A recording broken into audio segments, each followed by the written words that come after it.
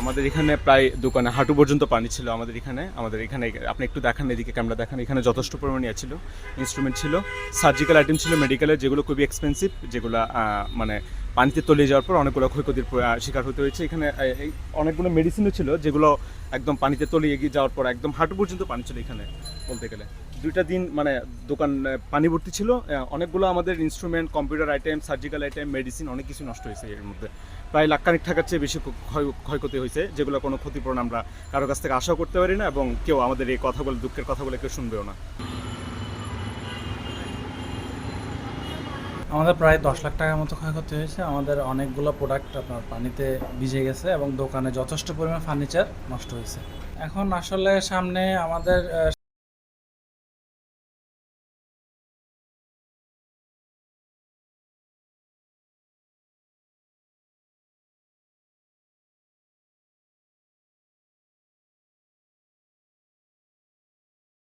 ক্ষতিপূরণের তো আসলে প্রশ্নই ওঠে না। ক্ষতিপূরণ কে কাকে দিবে, আমাদের খবরই বা কে নিবে? আমরা যে গত একদিন প্রায় 5-6 ঘন্টা পর্যন্ত পানির মধ্যে পুরো দোকান তলিয়েছিল, কেউ তো খবর নেওয়ার জন্য আসে নাই।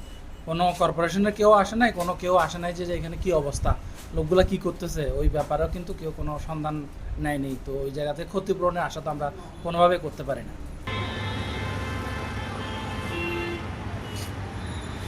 ব্যবসা করতে আজকে 3 দিন ধরে ব্যবসা করতে পারতেছি না। যে এক মাজা পানি দোকানের ভিতরে আমাদের ম্যাক্সিমাম 1 থেকে 1.5 লাখ টাকা নষ্ট হয়েছে পানির কারণে। আজকে 3 দিন দোকানদারি করতে পারিনি আমরা, এবং 1 থেকে 1.5 লাখ টাকা আমাদের মাল ক্ষতি হয়েছে। না না, আমাদের সাথে কোনো কেউ যোগাযোগ করে নাই। আমাদের দোকানের ভিতরে 1 মাজা পানি আছে, দোকানের ভিতরে ফ্রিজ ট্রিজ সব নষ্ট হয়ে গেছে। আমাদের 3টা ফ্রিজ নষ্ট হয়েছে, বুঝলেন আমাদের এই অবস্থা, এবং 1 থেকে 1.5 লাখ টাকা আমাদের নষ্ট হয়েছে। এখন কি বলবো এখানে, আমরা কি বলবো এখানে পরিস্থিতি এই অবস্থা প্রবর্তকের মোড়ে।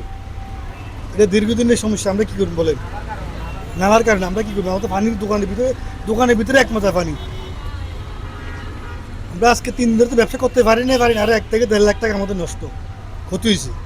এরকম তো কোনো কিছু বলার নাই। এখন প্রকল্পের কাজ চলতেছে, সেগুলো ঠিকমতো করতে হবে। আর যা ক্ষতিগ্রস্ত তা হইলাম, কোনো এটা নিয়ে কোনো আক্ষেপের কিছু নাই। তো আল্লাহ যা করছে মোটামুটি ভালোভাবে সারাইছে, এটুকু আর কি।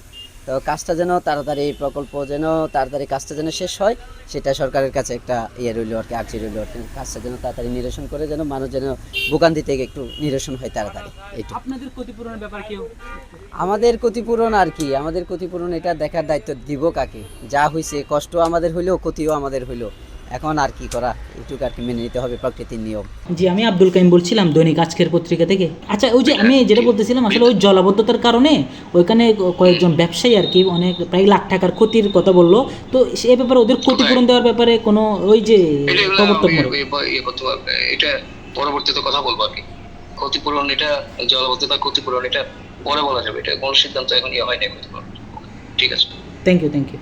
ক্ষতিপূরণের বিষয়ে পরে আলাপ করা যাবে। মেয়র সাহেব দিয়ে একটা কমিটি হচ্ছে তো, হ্যাঁ, মেয়র সাহেবকে দিয়ে একটা কমিটি হচ্ছে চিটাগাং এর এই জলবদ্ধতার তো ওই কমিটিটা ফরমেশন হয়ে গেলে, আমি ওখানে আছি মেম্বার, পরবর্তীতে এটা কি আলোচনা হয় বোঝা যাবে। ওকে।